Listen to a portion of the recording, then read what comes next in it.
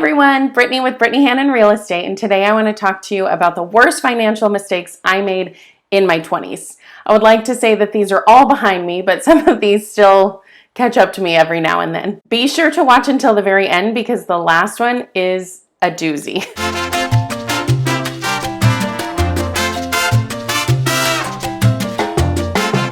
I have to set the stage for you to get started.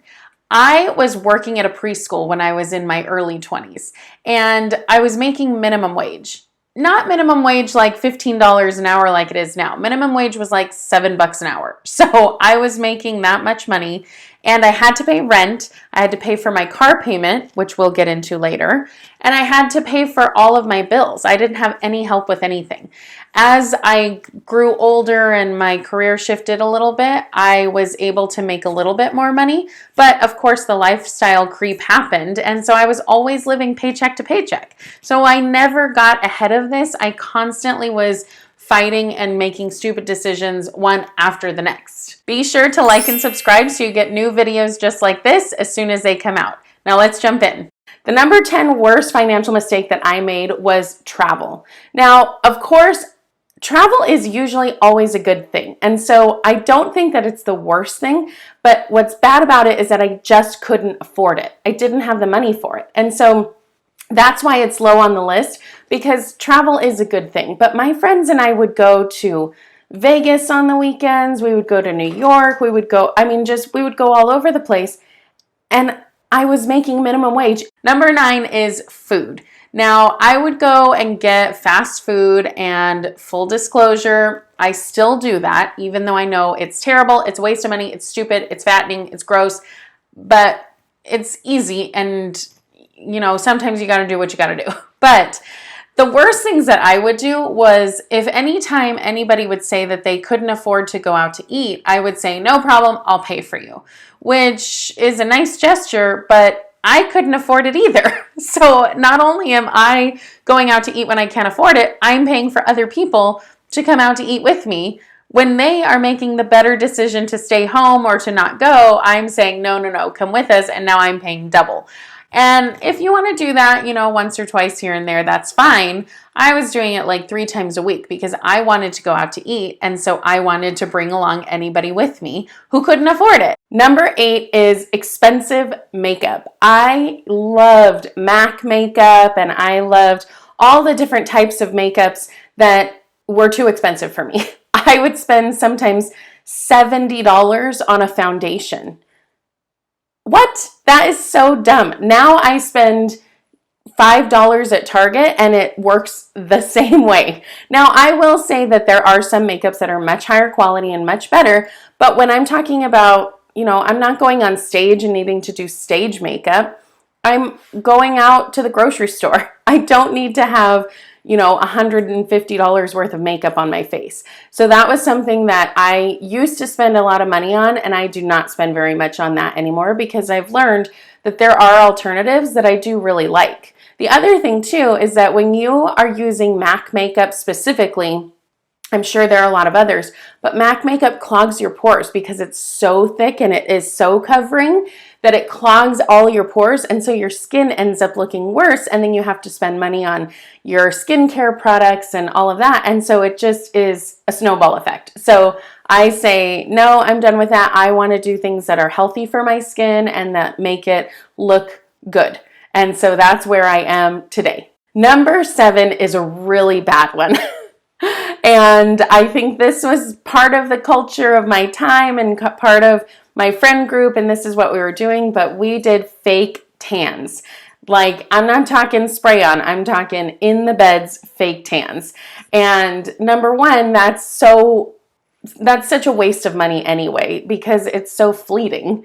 And number 2, it's so bad for your skin. And we knew that at the time, but of course we're young, and so we're thinking, oh, I'm invincible, and so we didn't think we had to worry about skin problems and cancer and things like that. Now I'm the opposite. I wear as much sunscreen as I can possibly to make sure that I'm not prematurely aging because of the sun. So I've gone from one extreme to the other on this one. Number 6 is one that I've talked about before, credit cards. Credit cards are such I am like the prime target for credit card companies. They say, who do we want to target? It is me. It's somebody who doesn't make a ton of money. It's somebody who is wanting to live beyond their means. It's somebody who thinks that they can afford to pay it off every month, and that is how they get you. And so I hate credit cards. I've talked about how I hate credit cards.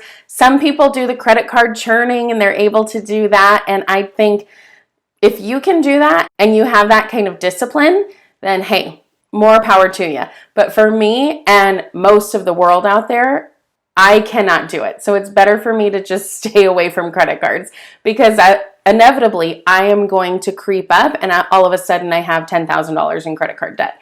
And that's where I found myself in my 20s for sure. And the funny thing about that is that I didn't have credit cards until I was older, in my mid-20s. So my early 20s, I didn't have any credit cards. I was paying all of that in cash, which thank the Lord I was, because could you imagine how much more debt I would have if I was spending money on all of that? That'd be crazy. Number 5 are traffic tickets. This was something that I got a lot of. I got a ton of traffic tickets. Most of the time I wouldn't go to traffic school because I thought, oh, it's too expensive. And what would happen is that, of course, my insurance would go up because I didn't take traffic school. And there were times when I was very close to getting my license suspended because I had so many traffic tickets. So many dumb things that I did when I was in my 20s. Thankfully, I don't do that anymore. I'm much more of a cautious, safe driver now, but in my 20s, I just was a speed demon and I would drive so fast and I would always get caught. And I would give every excuse in the book. My dad's a cop. One day I got 2 tickets in one day and I was so sad about that. They don't care about that. At least with me. They didn't ever care. They said, oh, that's so sad. Here's your ticket. Have a nice day. Number 4 is a touchy subject, and I know some people will vehemently disagree with me on this, but paying for school was something that was really a stupid thing for me to do. Now, let me tell you why before you scream and yell at me. It's because when I was younger, I had no idea what I was doing. I had no idea what direction I was headed in. I started working at the preschool because I thought, I like kids. I'm good at this. This is something fun for me to do. And my intention was to do that until I figured out what I wanted to do. Well, I never really did figure it out, so I just kept working my way up the ranks. And in doing so, I mean, clearly that was a good move for my career overall because that's what I ended up doing for almost 20 years. But I was taking classes here and there. And so I would take classes that I didn't need because I thought, oh, this is fun and this looks like something that I should do because everybody tells me that I should be going to school. So I was taking classes that were just ridiculous that I didn't need and that were pointless. Now, I did need some classes to be able to move ahead and progress in my career. So I did take those, and those I don't think were a bad thing at all. However, I took those at a community college and was not racking up debt for those. There were other classes that I took at private universities and at state schools and other places that were just totally unnecessary for me to take, and I just was taking them for fun. And I didn't even end up getting a degree until my mid-30s. And so I went to school and wasted all that time when I really think I should have done the community college route because I didn't know what I was doing, then switch over and got my degree at a state school and made it as cheap and as easy and streamlined as possible. The other thing, though, too, is that there are some fields like real estate where you don't need education. Now, education is not necessarily a bad thing. However, I do think that wasting all your money and doing something when you really have no idea what you're going to do or if you're going to use it, it's not always a good thing to just go to school for the sake of going to school. Number 3 is a big one. I was a party girl, and so I spent a lot of money on let's say, illicit activities when I was in my early 20s. And I stopped doing that when I was around 22, 23. And so thankfully, I didn't have too much time to waste money doing that. However, the money that I did waste was completely wasted. There was no good that came out of that. Sure, I had some fun and I have some funny stories, but I would much rather have the money in my pocket now. But I did some partying, and thankfully, because I'm a girl, most of the time I didn't have to pay for everything. But there were times when I did have to pay, including times when I was drinking underage and got a ticket for that, and just silly little things that I would have to pay for because of my lifestyle. So while it didn't completely break the bank. Remember, I was only making minimum wage. So anything that I spent on that was a waste of money. Number 2 is an opportunity cost. So I had the opportunity to pay into my work's 403b, which for those of you who don't know, a 403b is just the same thing as a 401k, but for nonprofits. So schools, hospitals, those type of organizations have 403bs generally instead of a 401k. So my work had a 403b that I was able to contribute to, and they matched, which was awesome. And once I figured out that they did that, I started contributing to it. And I said, yes, I want to do that. Sign me up. How do we do it? Well, I was a little bit stupid and I didn't follow up with it. And so all this time I thought I was contributing to my 403b and letting it grow.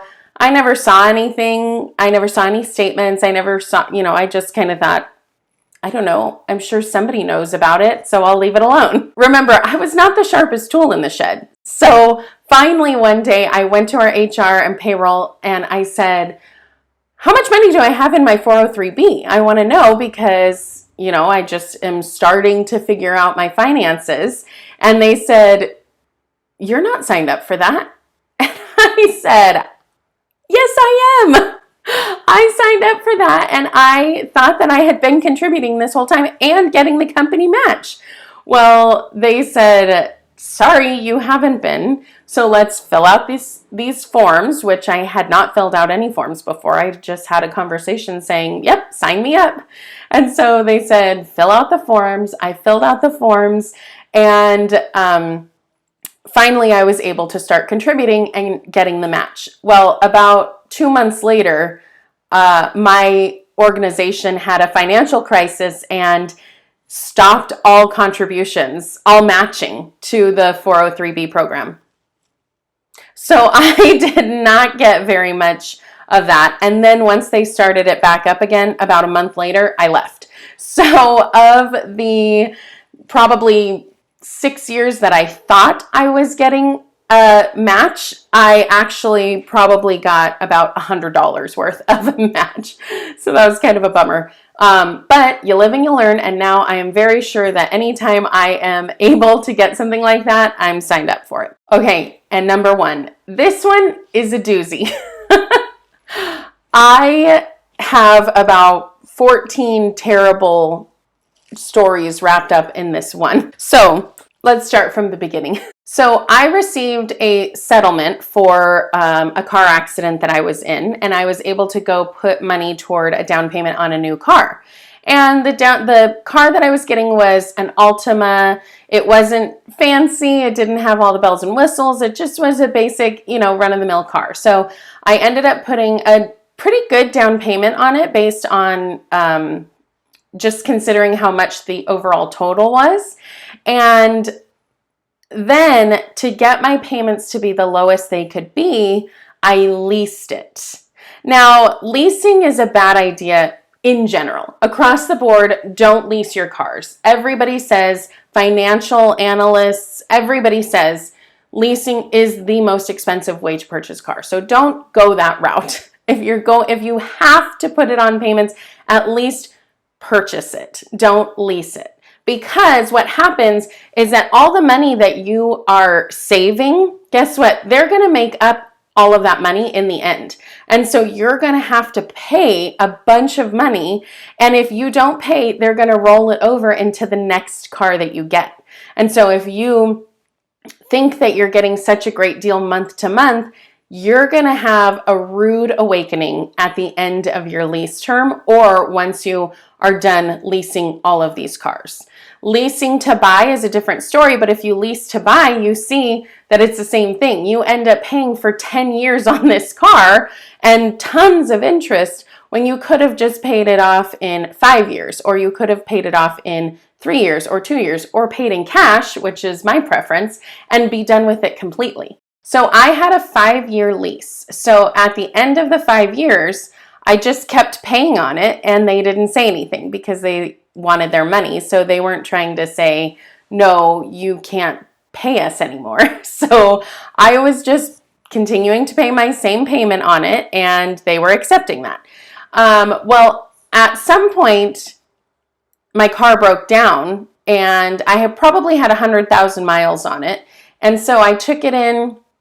And I took it into the Nissan dealership. Number one, I shouldn't have done that. I should have taken it to a regular mechanic. And they told me, this engine is shot. You can't drive it away. You have to get a new car. Come to our showroom. We'll show you what you can get. And of course, I was like, Oh no, I need a new car. so I knew enough to know, no, I'm not buying a new car today.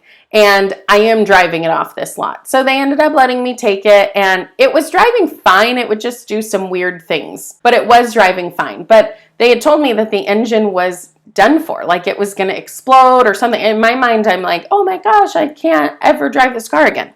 So I was starting to look for a new car. So I, of course, went to go buy a brand new car, another brand new car, which was stupid and I don't do that anymore. So check that out on a different video. So when I went to go get the new car, I was told that I needed to work out the lease and the lease information with the dealership. So I said, okay, I'm leaving here with 2 cars now. I don't want 2 cars. I don't want 2 car payments. They said it's going to be much better for you if you turn in the lease and just deal with it, because otherwise they would have to roll it over and I wouldn't get very much and all of this kind of stuff. Okay, fine. So I was lazy and stupid and didn't do that. And at the time, my friend needed a car. And so I said, hey, what if you take over the payments to this car and I just keep it in my name and it's fine. You're just driving it and you pay me. And she said, yeah, that'll be great. Well, you know, I knew that this was probably not the best idea, but I was thinking, well, you know, like she has parents and she has grandparents and somebody will give me money if, you know, something happens. And so she was driving it for a while and I wasn't getting money. And so they were calling me saying, hey, we're not getting paid. And I was thinking, yeah, me either. So, you know, we were trying to work stuff out and it just didn't work out. And so they kept coming to me to repossess the car. And I was like, I don't have it. and so instead of me trying to deal with this, I was just like, yeah, just go. I think it's over here. And I told my friend, hey, they're going to come pick up the car. And she was like, oh, bummer. Okay. And so I let it get repossessed. Instead of trying to work anything out, I felt like this is an easy way out for me. And so sure, take my car and get repossessed. That was a very stupid thing because when you get repossessed, you still owe on that car. So I still owe money on it. I can't turn around and sell the car. So I get no money out of this deal whatsoever. All I have to do is pay. And I owed so much money because I went over the mileage by a lot because I drive all the time. I'm always the driver. I always have been. And so I went over the mileage by a ton. And I still owed money on the car because it was a lease. I had low payments, but then at the end you have to pay a lot. Well, also I had rolled over some amount for a different car into this car, even though I put the down payment and it was pretty substantial. essentially I hadn't put anything down because I was just paying off the balance of the other car. So now I owed for the rest of this car. It was just a disaster. And I finally cleaned it up, but it took a really long time. It had gone to collections. It had done all kinds of things. Finally, I cleaned it up, got it done and over with, and was able to move on with a good lesson and a good story. So I hope you enjoyed hearing about all my financial faux pas in my 20s. I'm sure I'll be able to do another video like this about my financial faux pas in my 30s because there are a lot of those too. Thanks for watching, and I'll see you in the next video.